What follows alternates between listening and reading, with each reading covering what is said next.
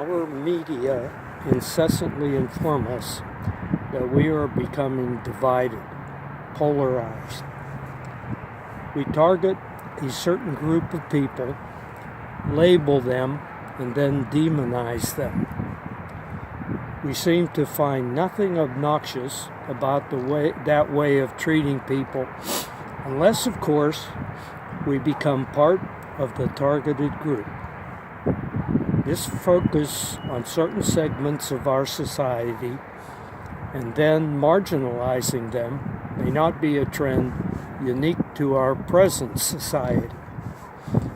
If we slide the curtain of cobwebs from our collective memories, we touch upon our handling of Native Americans and our encroachment on their traditional lands. While busying themselves with this noble endeavor, our leaders would formulate perfectly logical reasons for treating Native Americans shabbily. These rational reasons would ease their troubled minds and thereby justify the unchristian-like behavior. Not long after solving the Indian problem, we focused on the Chinese with slogans such as, "No Chinese or dogs allowed." Accompanying the slogans, we dished out treatment commensurate with the Chinese immigrants' social status. While strolling down memory lane, let us not trivialize our society's long-standing and ongoing treatment of African Americans. I will not dwell on the excuses, rationale, or justification for our society's prejudice or discrimination.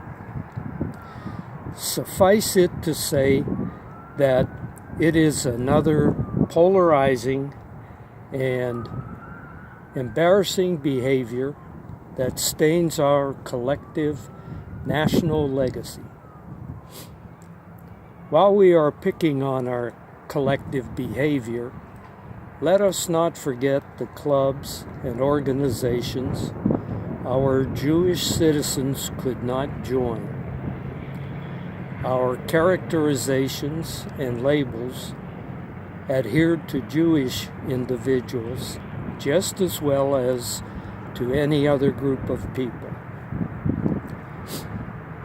There is no reason to limit this polarizing behavior to immigrants or minorities.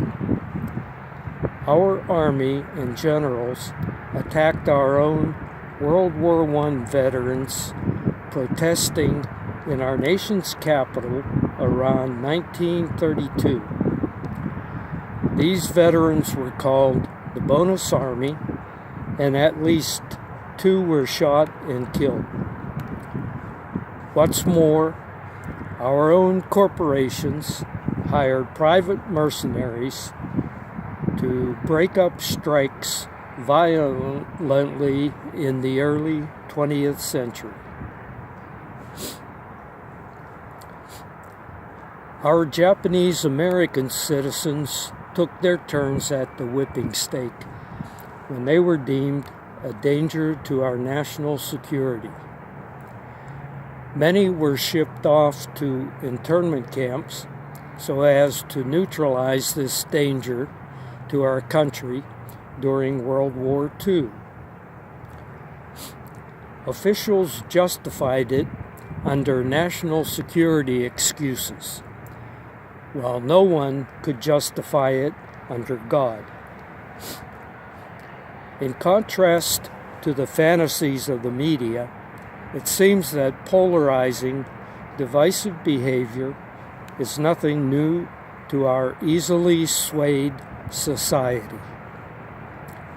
While we linger with precedent and still have momentum to energize our thought, let's look at the welcoming the Vietnam veterans received on returning from the war zone in Vietnam. Many were vilified as baby killers and warmongers, even though the majority were drafted to serve. Our organized religions were so obsessed with protesting the war and looking for scapegoats that it never occurred to their leaders or followers that the returning veterans might need their help and understanding.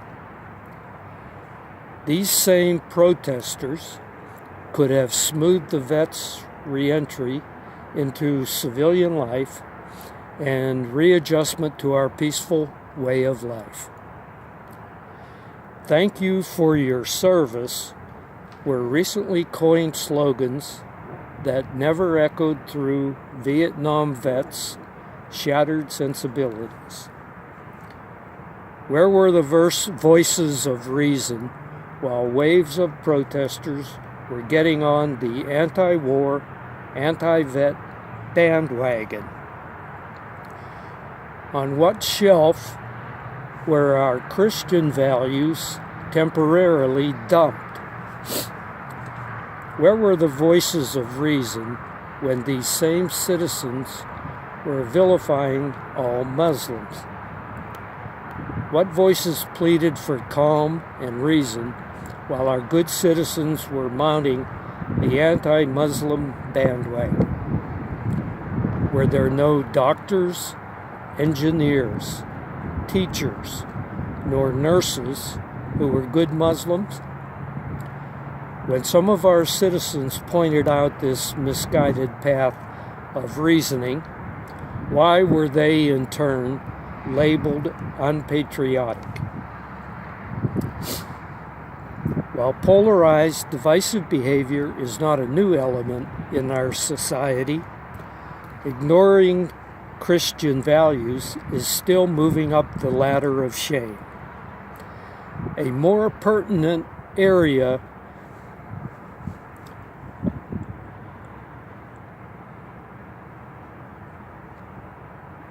for the media to examine might be, when is it my turn to become a targeted member of a group deserving of our citizens' wrath?